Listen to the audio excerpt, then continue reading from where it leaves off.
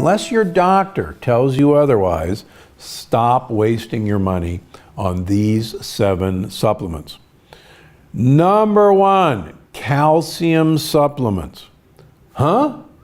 I'll bet you your doctor is telling you you need calcium for strong bones. I bet you all the milk advertisements you see on TV tells you you need calcium for strong bones.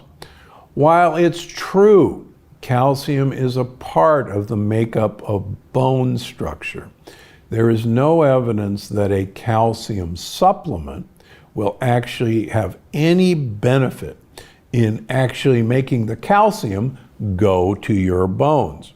In fact, there's some evidence that calcium supplements will deposit calcium in your blood vessels where you don't want it. So you get plenty of bioavailable calcium in the foods you eat, particularly in vegetables, in dark leafy greens. And there's actually a not insignificant amount of calcium in animal protein and fish. Interestingly enough, people who have some of the longest life expectancy, the Acciarolis in southern Italy, are small fish eaters, anchovy eaters, sardine eaters. What are they eating? They're eating the calcium in the little bones of these fish. And so if you really want to spend your money on a calcium supplement, buy some sardines, buy some anchovies. That's the way to get your calcium. Number 2, multivitamins. So multivitamins have been around forever.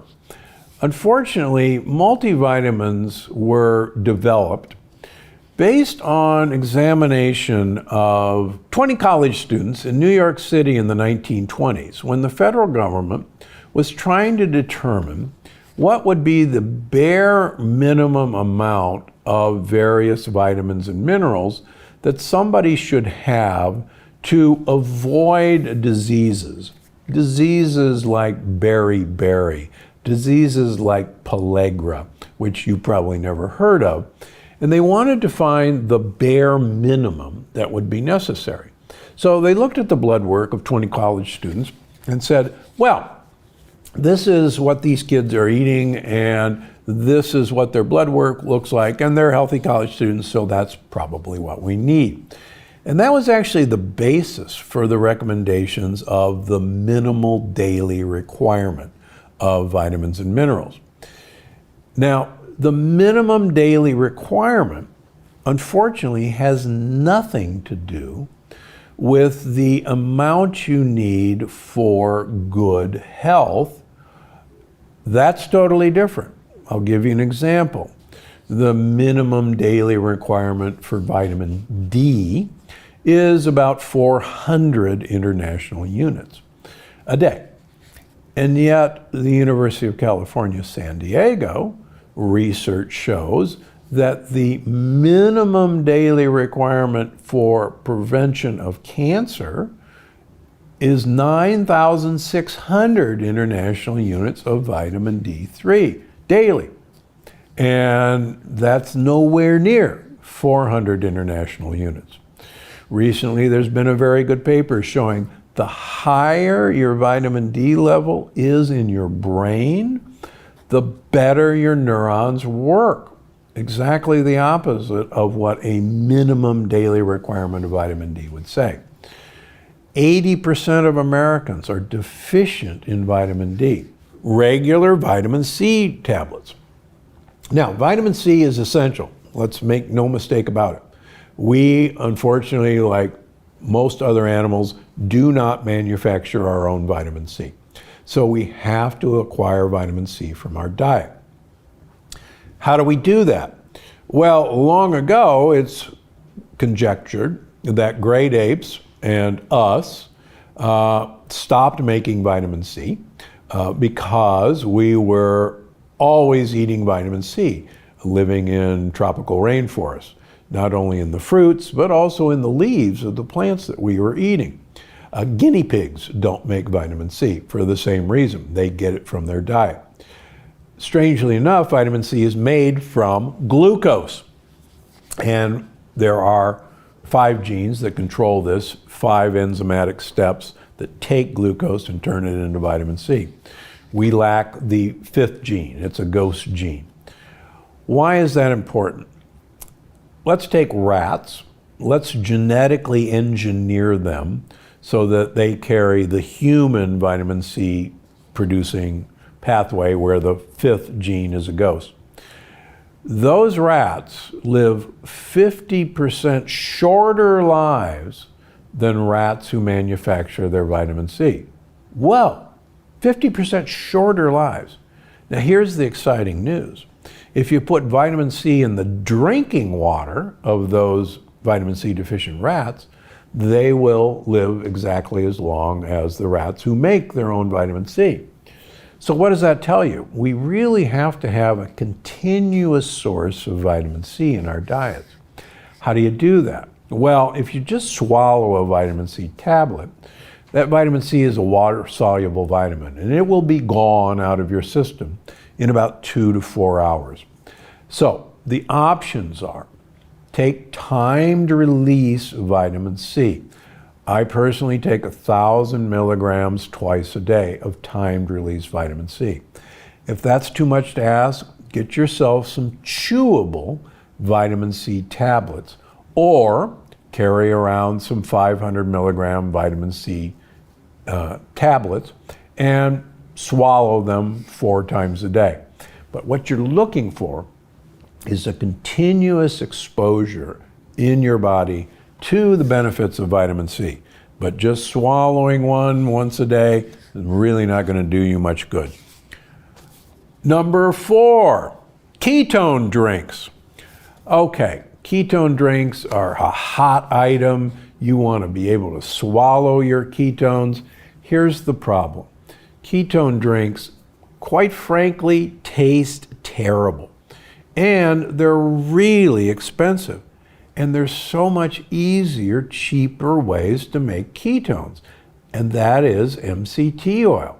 So if you're going to have a ketone shot, just have a tablespoon of MCT oil. The MCT oil will produce ketones automatically. And it's cheap, and you can even buy it at Costco. Don't waste your money on expensive ketone drinks. Number 5. Low quality probiotics. Here's the problem with probiotics. The vast majority of probiotics you're going to spend your hard-earned money on are probably not going to make it past the acid in your stomach to populate the gut that you need. So if you're going to get probiotics, look for either spore-forming probiotics that will resist gastric digestion, or look for probiotics that are enteric coated, that resist gastric acid and will dissolve once the probiotics get to their destination in your intestines. So gotta know the delivery device. Now, the other thing that's important to realize about probiotics is that almost all of these probiotics are not native to our gut. And they will go on vacation in our gut if they can get to your gut, but they'll leave after a couple weeks. So probiotics are something that should be a part of a continuous maintenance program for your gut. The vast majority, though, of probiotics don't have these characteristics. Don't waste your money. Number 6, vitamin E. Vitamin E, most vitamin E that you're going to buy, either in a multiple vitamin or separately, is actually the wrong form, the wrong isomer of vitamin E. And you should realize that vitamin E is actually 2 different classifications of vitamin E. There are tocotrienols and tocopherols. And there are only certain ones of the tocopherol family and the tocotrienol family that are any good. And if you take one with a broad spectrum vitamin E, the benefits of some will cancel out the benefits of the other. So don't waste your money on vitamin E supplements. Number 7, iron. As many of you know who have read and followed me, iron is one of those compounds that ages us. We rust from iron. And studies show that people who donate blood actually live 7 years longer than people who don't donate blood. And women live 7 years longer than men, partially because, as you know, you donate blood once a month for a good half of your life, whereas men don't donate blood every month for half of our lives. Yes, occasionally you can be iron deficient, and you should have your iron level checked periodically. Some women have very heavy periods and may need supplementation temporarily with iron. Men, if you have an iron deficiency, or women after menopause, if you have an iron deficiency, that's cause for your doctor to go looking for why that is. Because blood loss is the cause of iron deficiency as we get older, and there's nothing in you that you should have blood loss. So, back to the subject that supplements don't help. Recently, you may have seen a big study in JAMA that these sorts of supplements don't help and that they're all a waste of money. With what I started with, remember, these are studies looking at the USDA recommended dosages of supplements. And quite frankly, it's no wonder that they couldn't find that these supplements help, because the dose was much too small. So anytime you see these studies, don't throw supplements under the bus. Always look with a critical eye as to what the dose of these supplements they were studying. And it's how much you take of a particular supplement that's really the key. Supplements are great for you as long as you know what the dose you really need to have an effective. I think you're going to love this one. Most of the blue zones, one of the things that I talk about, most of the blue zones eat only about 10% of their calories as protein.